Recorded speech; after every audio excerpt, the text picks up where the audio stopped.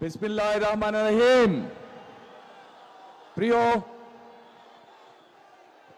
বরিশালবাসী, প্রিয় পটুখালীবাসী, বরগুনাবাসী, ভোলাবাসী, প্রিয় ঝালকাঠিবাসী, আসসালামু আলাইকুম। আসসালামু আলাইকুম। কেমন আছেন আপনারা? আলহামদুলিল্লাহ। প্রিয় উপস্থিতিবৃন্দ, প্রিয় ভাই ও বোনেরা, আজ আমরা এখানে একত্রিত হয়েছি নির্বাচন উপলক্ষে। কোন নির্বাচন?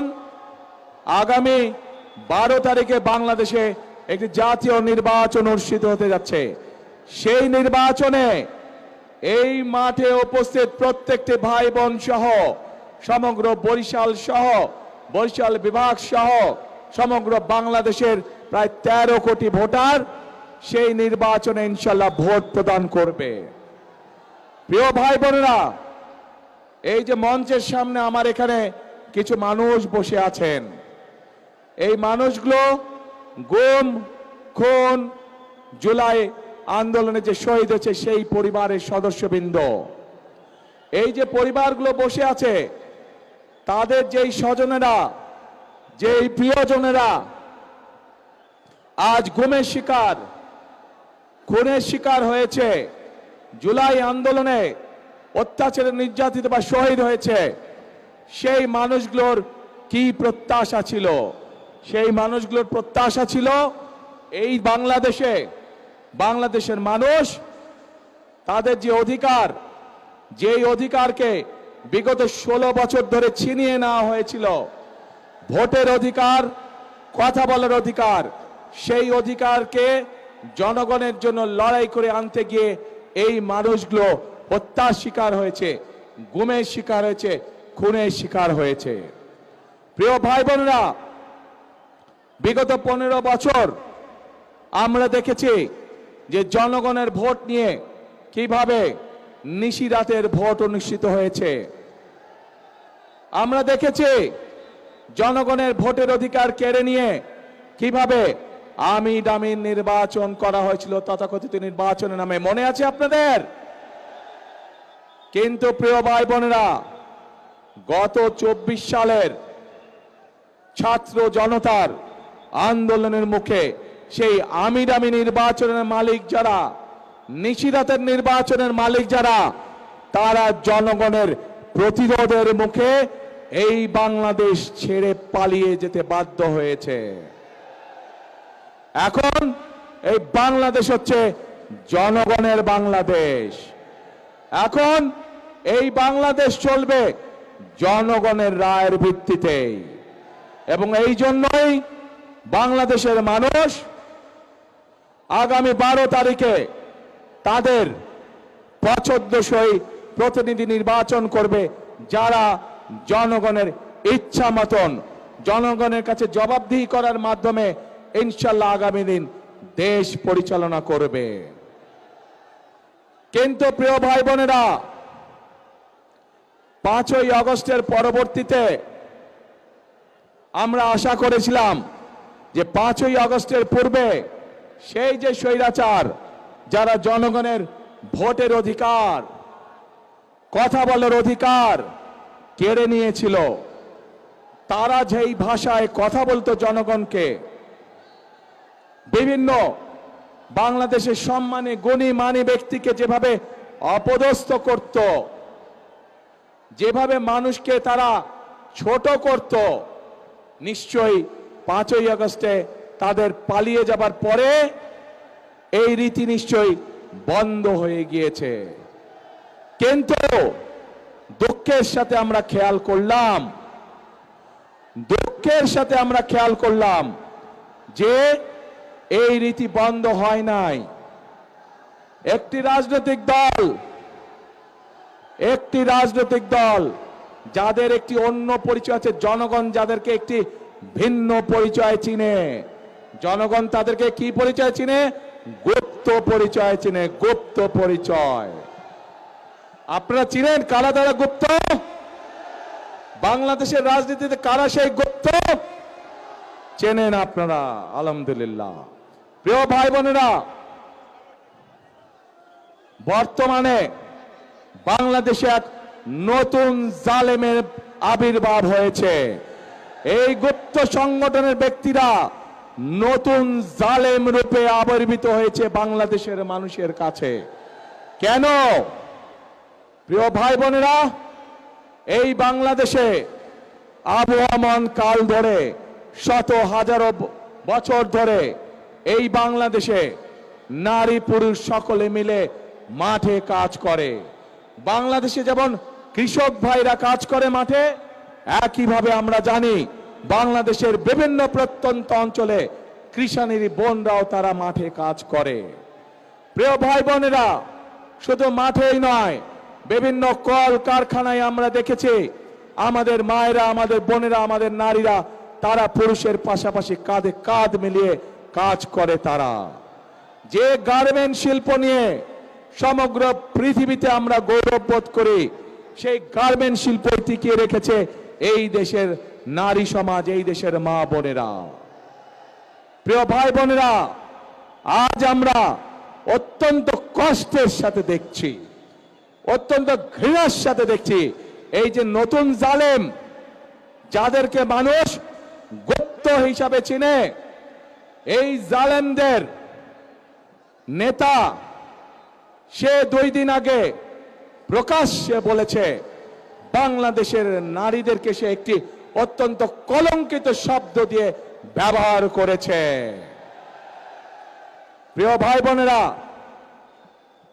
যেই ব্যক্তি বা যেই দলের তার দেশের মা বোনদের প্রতি বিন্দুমাত্র শ্রদ্ধা নেই, যেই নেতা, যেই দলের নেতাকর্মীদের নিজের দেশের মা বোনদের কষ্টের প্রতি বিন্দুমাত্র সম্মান নেই, তাদের কাছ থেকে আর যাই হোক বাংলাদেশ কখনো অগ্রগতি আশা করতে পারে না। তাদের কাছ থেকে আর যাই হোক বাংলাদেশের মানুষ আত্মসম্মানমূলক কোনো, মর্যাদাপূর্ণ কোনো আচরণ আশা করতে পারে না। প্রিয় ভাই বোনেরা, এই জালেমদের একটি কথাই শুধু বললাম, আমি আপনাদেরকে আরো একটি কথা বলছি। তার আগে বিবি খাদিজার সম্পর্কে আপনারা জানেন না? আমাদের প্রিয় নবী করিম সাল্লাল্লাহু আলাইহি ওয়াসাল্লামের স্ত্রী এই বিবি খাদিজা, উনিও একজন কর্মজীবী মহিলা ছিলেন। উনিও একজন কর্মজীবী মহিলা ছিলেন। ওনার নিজের ব্যবসা বাণিজ্য ছিল, যেখানে নবী করিম সাল্লাল্লাহু আলাইহি ওয়াসাল্লাম নিজেও কাজ করতেন।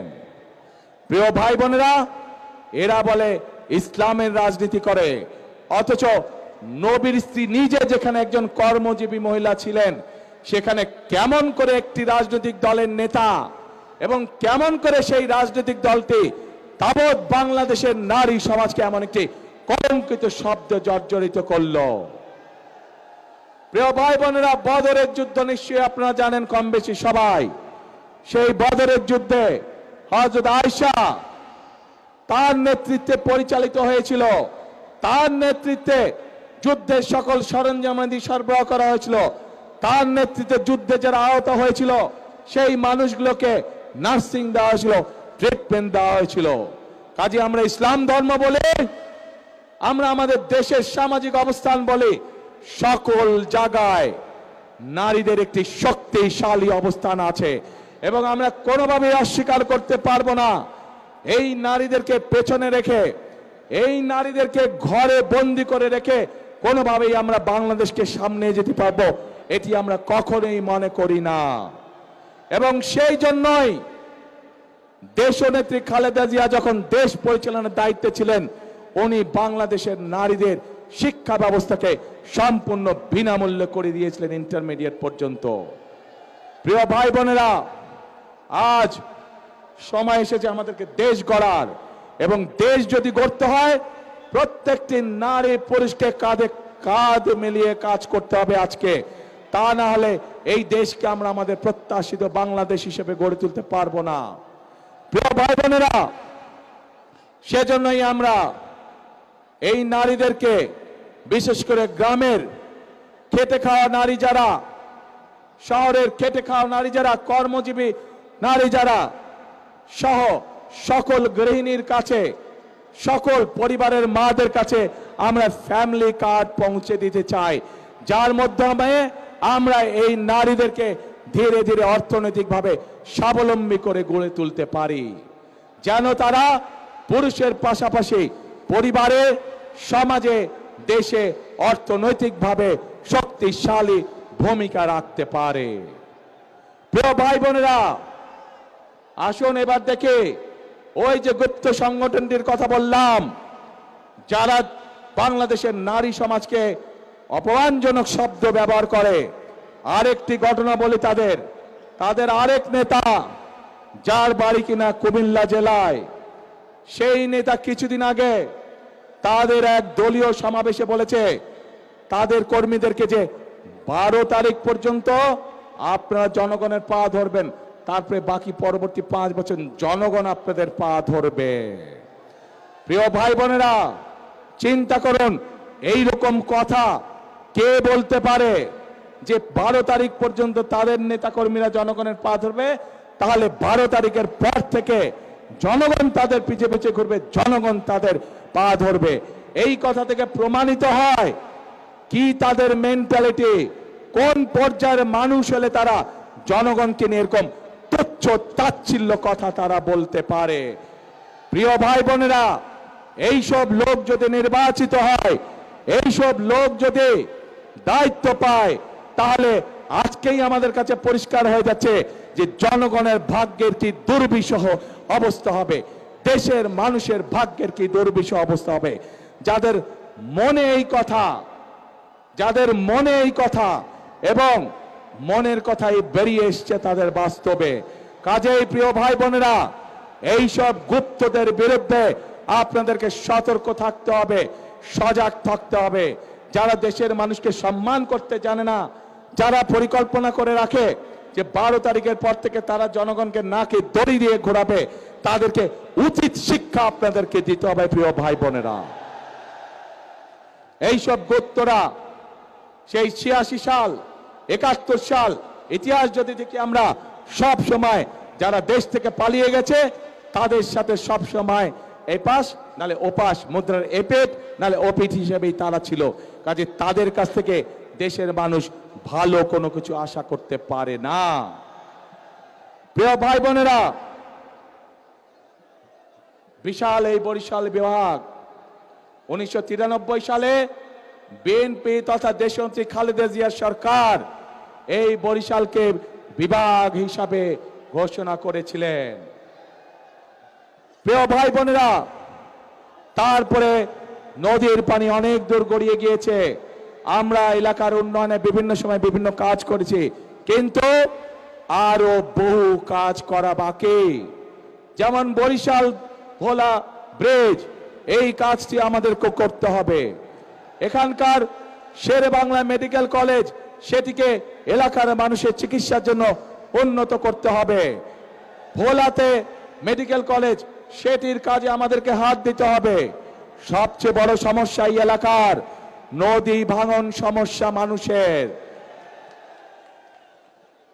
যারা আমাদের মুরব্বী ছিলেন, যারা গত হয়ে গিয়েছেন, বিভিন্ন এলাকায় তাদের কবর ভেঙে যাচ্ছে, মসজিদ ভেঙে যাচ্ছে, বাপ দাদার ভিটে বাড়ি ভেঙে যাচ্ছে।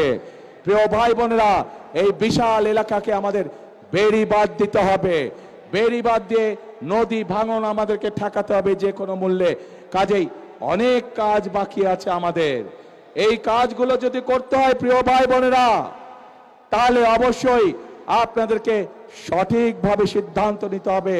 যে অতীতে আপনারা দেখেছেন বিএনপি সকল সময় চেষ্টা করেছে আপনাদের পাশে দাঁড়াতে। এই এলাকায় 1978 সালে পল্লী বিদ্যুতের লাইন শহীদ রাষ্ট্রপতি জিয়াউর রহমান চালু করেছিলেন। কাজেই বিদ্যুতের লাইন বলুন, বরিশাল বিভাগ বলুন, এর বাইরে আরো অনেক কাজ যেগুলো বিএনপি করেছিল, কিন্তু কিছু কাজ শেষ করে যেতে পারে নাই। এর মধ্যে বিগত 16 বছর, এক যুগেরও বেশি সময় ধরে স্বৈরাচারের শাসন আমলে অনেক কিছু জমা হয়ে গিয়েছে, যেই কাজগুলো করতে হবে। রাস্তাঘাট ভেঙে ধ্বংস হয়ে গিয়েছে, স্কুল কলেজগুলোকে ভেঙে ধ্বংস হয়ে গিয়েছে, ছোট ছোট হাসপাতাল, উপজেলা স্বাস্থ্য কমপ্লেক্সগুলোতে ডাক্তারের অভাব, স্কুলগুলোতে শিক্ষকের অভাব, এই সকল সমস্যার সমাধান আমাদেরকে করতে হবে। এই সকল সমস্যার সমাধান বিএনপি তখনই করতে পারবে যখন আপনারা ধানের শীষকে ইনশাআল্লাহ নির্বাচিত করবেন, তাহলেই আমরা এই সকল কাজ করতে পারবো। প্রিয় ভাই বোনেরা, এই বৃহত্তর বরিশাল বিভাগ, এই বৃহত্তর বরিশাল, এখানে প্রচুর কৃষিজ পণ্য উৎপাদিত হয়, প্রচুর মাছ মৎস্য চাষী আছেন যারা মৎস্য জীবিকা নির্বাহ করে চলেন। আমরা পরিকল্পনা গ্রহণ করেছি যে এই ফসলগুলোকে, এই মাছ মৎস্যগুলোকে কিভাবে হিমাগারে রেখে কৃষকদেরকে বা মৎস্য চাষীদেরকে সহযোগিতা করা যায়। কাজে আমাদের পরিকল্পনার মধ্যে রয়েছে এই এলাকায় বিভিন্ন জায়গায়, সামগ্রিকভাবে এই এলাকার বিভিন্ন জায়গায় যেখানে যেখানে প্রয়োজন কৃষকদের সহযোগিতার জন্য আমরা হিমাগার ইনশাআল্লাহ তৈরি করব। যে হিমাগারের পণ্য রাখার মাধ্যমে কৃষকরা ন্যায্য মূল্যে তাদের পণ্যর দাম পেতে পারে। প্রিয় ভাই বোনেরা, আমরা মায়েদের কাছে যেমন ফ্যামিলি কার্ড পৌঁছে দিতে চাই, ঠিক একইভাবে আমরা কৃষক ভাইদের জন্য কৃষি কার্ডও আমরা পৌঁছে দিতে চাই। যে কৃষি কার্ডের মাধ্যমে আমরা কৃষক ভাইদেরকে প্রতি সিজনে আমরা বীজ, যার যেই পরিমাণ জমি সেই অনুযায়ী যার যেই ফসল চাষ, আমরা তাকে সেই ফসলের সমপরিমাণ যে পরিমাণ প্রয়োজন সেই বীজ, সার এবং কীটনাশক ঔষধ কৃষকের হাতে পৌঁছে দিতে যায় সেই কৃষক কার্ডের মাধ্যমে। প্রিয় ভাই বোনেরা, আমরা এর মধ্যে আরেকটি সিদ্ধান্ত গ্রহণ করেছি যে যে সকল কৃষক ভাইদের 10,000 টাকা পর্যন্ত কৃষি ঋণ আছে, কৃষি ঋণ আছে, ইনশাল্লাহ 12 তারিখে নির্বাচনের পরে ইনশাল্লাহ 13 তারিখে বিএনপি সরকার গঠন করলে পরে 10,000 টাকা পর্যন্ত কৃষি ঋণ আমরা মওকুফ করে দেব সমগ্র বাংলাদেশে। প্রিয় ভাই বোনেরা, এই এলাকায় আমাদের তরুণ যুবক সমাজের সদস্য যারা, তাদের একটি বিশাল সমস্যা রয়ে গেছে, কর্মসংস্থানের সমস্যা। আমরা যেরকম ভোলাতে গ্যাস পাওয়া গিয়েছে, সেই গ্যাসকে কাজে লাগিয়ে আমরা সেখানকার উপযোগী শিল্প যেমন গড়ে তুলতে চাই, যার মাধ্যমে কর্মসংস্থানের ব্যবস্থা হবে, ঠিক একইভাবে বরিশাল বিভাগের জেলাগুলোতে আমাদের তরুণ এবং যুবক সদস্যদের যাতে কর্মসংস্থানের ব্যবস্থা হয়, সেই জন্য বিভিন্ন রকমের প্রশিক্ষণ কেন্দ্র আমরা গড়ে তুলতে চাই। যে প্রশিক্ষণ কেন্দ্রগুলোতে প্রশিক্ষণ লাভের মাধ্যমে আমাদের যুবক সমাজের সদস্যরা, তরুণ সমাজের সদস্যরা কর্মসংস্থানের ব্যবস্থা করতে পারবেন, ছোট ছোট ব্যবসা বাণিজ্য শুরু করতে পারবেন, এমনকি বিদেশেও তারা কর্মসংস্থানের ব্যবস্থা করে বিদেশেও যেতে পারবেন। প্রিয় ভাই বোনেরা, এই এলাকার বিশেষ করে ভোলা সহ বরিশালের প্রত্যন্ত অঞ্চল সহ অনেকগুলো জায়গায় আছে যেখানে মানুষ সঠিকভাবে চিকিৎসা সুবিধা পায় না। আমরা দেশের মানুষকে, বিশেষ করে মা বোনদেরকে এবং শিশুদেরকে গ্রামে গ্রামে ঘরে ঘরে চিকিৎসা সুবিধা পৌঁছে যাওয়ার জন্য আমরা হেলথ কেয়ারার নিযুক্ত করতে চাই। হেলথ কেয়ারার আমরা ট্রেনিং দিয়ে নিযুক্ত করতে চাই। তাদের কাজ হবে গ্রামে গঞ্জে, গ্রামে গ্রামে গিয়ে মা বোনদেরকে, শিশুদেরকে ঘরে বসে চিকিৎসা দেওয়া ছোটখাটো অসুখ, যাতে করে মা বোনদেরকে কষ্ট করে হাসপাতালে না আসতে হয়। প্রিয় ভাই বোনেরা, আমরা পরিকল্পনা গ্রহণ করেছি বাংলাদেশের নারী সমাজকে স্বাবলম্বী করার জন্য। আমরা পরিকল্পনা করেছি যুবকদেরকে প্রশিক্ষণের মাধ্যমে এবং এই অঞ্চলের উপযোগী কি কি কলকারখানা হতে পারে সেগুলো পরিকল্পনা গ্রহণ করে মাধ্যমে কর্মসংস্থানে, বেকারদের কর্মসংস্থানের ব্যবস্থা করা। আমরা পরিকল্পনা গ্রহণ করেছি কৃষক ভাইদেরকে কৃষি 10,000 টাকা পর্যন্ত কৃষি ঋণ মওকুফ করার মাধ্যমে এবং কৃষক কার্ড দেওয়ার মাধ্যমে তাদের পাশে কিভাবে দাঁড়ানো যায়, তাদেরকে কিভাবে সহযোগিতা করা যায়। প্রিয় ভাই বোনেরা, আমাদের দেশের বহু ইয়াং ছেলে মেয়ে আছে যারা খেলাধুলায় ভালো। আমরা সারা বাংলাদেশ থেকে যারা খেলাধুলায় ভালো, শুধু পড়ালেখা না, পড়ালেখার পাশাপাশি যারা খেলাধুলায় ভালো, এইরকম প্রতিভাবান যারা আছে তাদেরকে নিয়ে এসে আমরা ট্রেনিং দিতে চাই, যাতে করে তারা খেলোয়াড় হিসাবেও নিজেদেরকে তৈরি করতে পারে। প্রিয় ভাই বোনেরা, চিকিৎসা ব্যবস্থার কথা আপনাদের সামনে আমি তুলে ধরেছি, কৃষকের কথা আমি তুলে ধরেছি, মা বোনদের কথা আমি আপনাদের সামনে তুলে ধরেছি, আমি তরুণ যুবক সমাজের যারা কর্মহীন আছেন কি করে তাদের কর্মের ব্যবস্থা করা যায় সেই বিষয়ে আমরা তুলে ধরেছি। কেন এই পরিকল্পনাগুলো গ্রহণ করেছি? আমরা এই পরিকল্পনাগুলো আমরা গ্রহণ করেছি কারণ আমাদের লক্ষ্য, আমাদের উদ্দেশ্য হচ্ছে জনগণ, এবং জনগণের ভাগ্য যদি পরিবর্তন করতে পারি, আমরা জনগণের ভাগ্য পরিবর্তন করতে পারে, তাহলেই এই দেশকে সামনের দিকে নিয়ে যেতে হবে। প্রিয় ভাই বোনেরা, ওই গুপ্ত সংগঠনের নেতা যেমন বলেছে 12 তারিখ পর্যন্ত জনগণের পা ধরতে, আমরা তার উল্টাটা বলি। আমি আমার নেতাদেরকে, আমি আমার কর্মীদেরকে বলি 12 তারিখ থেকে না, আপনারা 13 তারিখ থেকেও আগামী 5 বছর জনগণের পা ধরে থাকবেন। কারণ আমরা দেখেছি জনগণের শক্তি যার পিছনে না থাকে, জনগণের সমর্থন যার পিছনে না থাকে, তার পরিণতি কি হতে পারে 5 তারিখ 5ই আগস্ট আমরা সমগ্র দেশবাসী প্রত্যক্ষ করেছে। প্রিয় ভাই বোনেরা, আমরা যারা বিএনপি করে, আমরা যারা শহীদ রাষ্ট্রপতি জিয়াউর রহমানের আদর্শে বিশ্বাসী, আমরা যারা দেশনেত্রী খালেদা জিয়ার আদর্শে বিশ্বাসী, আমাদের কথা একটাই, কাজ একটাই, আমরা বিশ্বাস করি জনগণই সকল ক্ষমতার উৎস। এবং সেই জন্যই আমরা যে সকল পরিকল্পনা গ্রহণ করি, সেগুলো গ্রহণ করে জনগণের জীবনযাত্রা কিভাবে ভালো করা যায়, আমরা সেজন্যই সেই সকল পরিকল্পনা গ্রহণ করি যার মাধ্যমে জনগণের ভাগ্য পরিবর্তিত হতে পারে। আমরা সেই সকল পরিকল্পনায় গ্রহণ করি যার মাধ্যমে জনগণের ভাগ্য, একই সাথে দেশের ভাগ্যের পরিবর্তন করা যায়।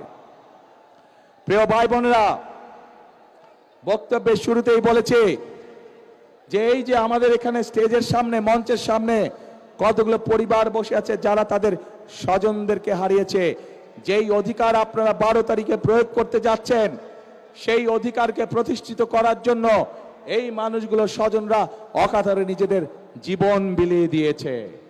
এখন প্রিয় ভাই বোনেরা, এই যে যারা শহীদ হয়েছে, যারা নিজেদের জীবন বিলিয়ে দিয়েছে, এই মানুষগুলোর আত্মত্যাগের মর্যাদা যদি দিতে হয়, তাহলে অবশ্যই আমাদের দেশকে পুনর্গঠন করতে হবে, তাহলে অবশ্যই আমাদেরকে গণতন্ত্রের ভিত্তিকে মজবুত করতে হবে। এবং গণতন্ত্রের ভিত্তিকে যদি মজবুত করতে হয়, তাহলে প্রিয় ভাই বোনেরা, জনগণের সমর্থন ছাড়া সেটি করা সম্ভব নয়, জনগণের অংশগ্রহণ ছাড়া সেটি করা সম্ভব নয়। এবং জনগণের অংশগ্রহণ মানে 12 তারিখ সকাল থেকে আপনাদেরকে সতর্ক থাকতে হবে যে আপনাদের এই অধিকার কেউ যাতে ছিনিয়ে যেতে না পারে, আপনাদের এই অধিকারের বিরুদ্ধে কেউ যাতে ষড়যন্ত্র করতে না পারে। প্রিয় ভাই বোনেরা, গত কয়েকদিন ধরে বিভিন্ন পত্র পত্রিকায় নিউজে আমরা কিছু খবর দেখতে পাচ্ছি, ওই যে যারা নতুন জালেম হিসেবে আবির্ভূত হয়েছে, ওই যে যাদেরকে বাংলাদেশের মানুষ গুপ্ত হিসাবে চিনে, আমরা দেখেছি কিভাবে তাদের লোকজন বিভিন্ন জায়গায় ভুয়া সিল ছাপাচ্ছে, কিভাবে আমরা বিভিন্নভাবে শুনতে পাচ্ছি যে তাদের পরিচিত যেগুলা প্রেস আছে সেখানে বলে তারা ব্যালট পেপার ছাপাচ্ছে, যেটি তারা পকেটে করে নিয়ে যাবে। প্রিয় ভাই বোনেরা, শুধু তাই নয়, আমরা এর মধ্যে বিভিন্ন জায়গায় দেখেছি, বিশেষ করে নিরীহ মা বোন যারা আছে তাদের কাছে গিয়ে তারা এনআইডি নাম্বার নিচ্ছে, তাদের কাছে গিয়ে তারা বিকাশ নাম্বার নিচ্ছে। প্রিয় ভাই বোনেরা, এই গুপ্তের দল, এই জালেমের দল বলে তারা নাকি সৎ মানুষের শাসন কায়েম করবে। আরে ভাই, নির্বাচনের আগেই তো আপনারা জাল ব্যালট পেপার শুনলাম, খবরে দেখলাম ছাপাচ্ছেন। নির্বাচনের আগেই তো দেখলাম আপনাদের লোকজন এনআইডি নাম্বার নিয়ে যাচ্ছে, মা বোনদের বিকাশ নাম্বার নিয়ে যাচ্ছে। প্রথমেই তো আপনারা অনৈতিক কাজ শুরু করছেন, অনৈতিক কাজ দিয়ে আপনারা মানুষের ভোটকে প্রভাবিত করতে যাচ্ছেন। যাদের ভোটের শুরুটাই অনৈতিক কাজ, তারা কি করে সৎ মানুষের শাসন দিতে পারে না তারা। প্রিয় ভাই বোনেরা, আর মা বোনদেরকে অপমান করার পরে তারা বলছে যে তারা এটা করে নাই, তাদের আইডি বলে হ্যাক হয়ে গিয়েছিল। কিন্তু বিশেষজ্ঞদের কথা অনুযায়ী আইডি কোনো হ্যাক হয় নাই। যখন তারা ধরা পড়ে গিয়েছে, বিভিন্ন রকম মিথ্যে কথা তারা বলা শুরু করেছে। প্রিয় ভাই বোনরা, যারা একটি অপরাধকে ঢাকার জন্য মিথ্যে কথা বলে, আর যাই হোক, তারা সৎ মানুষের শাসন দিতে পারে না। কাজে প্রিয় ভাই বোনেরা, এদের এই ষড়যন্ত্র সম্পর্কে আপনাদেরকে সজাগ থাকতে হবে।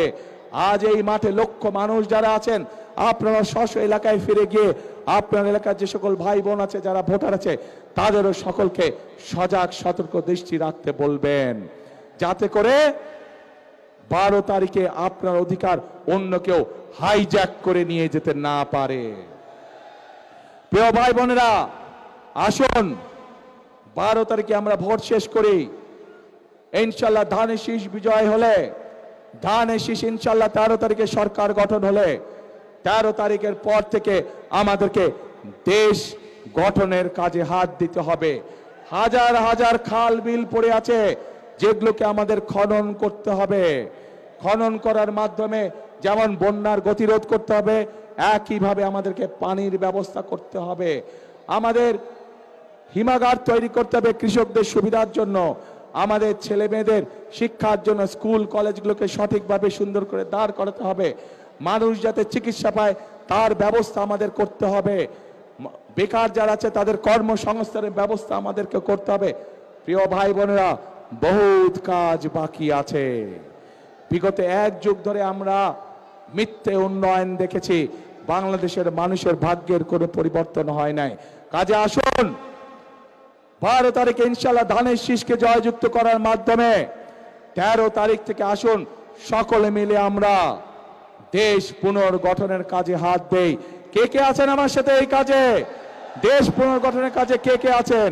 কি ভাই বিল্ডিং এর ভাইরা, ওই যে বিল্ডিং এর উপরে, ধন্যবাদ। দেশ পুনর্গঠনের কাজে রাস্তার মধ্যে যে ভাইরা আছেন, আপনারা আছেন আমার সাথে, ওই যে ছাদের উপরে আছেন, দেশ পুনর্গঠন ইনশাআল্লাহ। ধন্যবাদ সকলকে।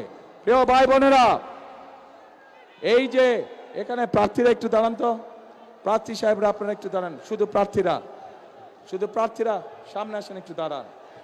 হ্যাঁ দাঁড়ান, আপা ধাক্কা দেখি করেন না, দাঁড়ান।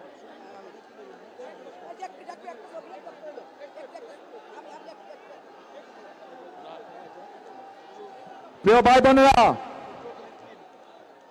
ভাই বোনেরা, এই যে আমার দুই পাশে দেখছেন ধানের শীষ আর ট্রাক নিয়ে একজন দাঁড়িয়ে আছে। আমাদের বক্তব্য হচ্ছে ওই গুপ্ত, তাদের বিপরীত বক্তব্য। এই মানুষগুলোকে দিয়ে গেলাম আপনাদের কাছে আমি। ধানের শীষ আছে, 12 তারিখ পর্যন্ত এদেরকে দেখে রাখবেন আপনারা। 13 তারিখ থেকে বিজয় ইনশাল্লাহ এরা আপনাদেরকে দেখে রাখবে, এরা আপনাদের পায়ে পড়ে থাকবে, এরা আপনাদের এলাকায় পড়ে থাকবে এলাকার উন্নয়নের জন্য। প্রিয় ভাই বোনেরা, এখানে যাদেরকে দেখছেন সবাই হচ্ছে ধানের শীষ। ধানের শীষের সাথে আমাদের আরেক ভাই আছে ট্রাক মার্কা নুরু, এও এই এলাকার ছেলে, আমাদেরকে আন্দোলন সংগ্রামে আমাদের সাথে ছিল। তাকেও দয়া করে আপনারা বিজয় করে নিয়ে আসবেন, সে আমাদেরই একজন। আর প্রিয় ভাই বোনেরা, পার্থকে আপনারা ছিলেন ভোলার মানুষ, ঐতিহ্যবাহী পরিবারের ছেলে, গরু গাড়ি মার্কা, তাকেও আপনারা দেশ উন্নয়নের সুযোগ দিবেন, এলাকার কাজ, এলাকার উন্নয়ন, মানুষের সমস্যার সমাধানের সুযোগ দিবেন ইনশাআল্লাহ। প্রিয় ভাই বোনেরা, বলেছি মৎস্যর কথা বলেছি। প্রিয় ভাই বোনেরা, আসুন আমাদের কাজ হবে 13 তারিখ থেকে দেশ পুনর্গঠনের। আর এই এলাকার শহীদ জিয়া যেই কাজটি শুরু করেছিলেন, খাল খননের কাজ, ইনশাআল্লাহ 13 তারিখে বিএনপি সরকার গঠন করলে আমি খাল খনন করতে আসব। কে কে যাবেন আমার সাথে খাল খনন করতে? ইনশাআল্লাহ আমরা 13 তারিখ থেকে ইনশাআল্লাহ খাল খনন কর্মসূচি শুরু করব। প্রিয় ভাই বোনেরা, শেষ কথার এক কথা, করব কাজ, গড়ব দেশ, করব কাজ সবার আগে বাংলাদেশ। আল্লাহ হাফেজ। বাংলাদেশ জিন্দাবাদ, বাংলাদেশ জাতীয়তাবাদী দল জিন্দাবাদ। আসসালামু আলাইকুম।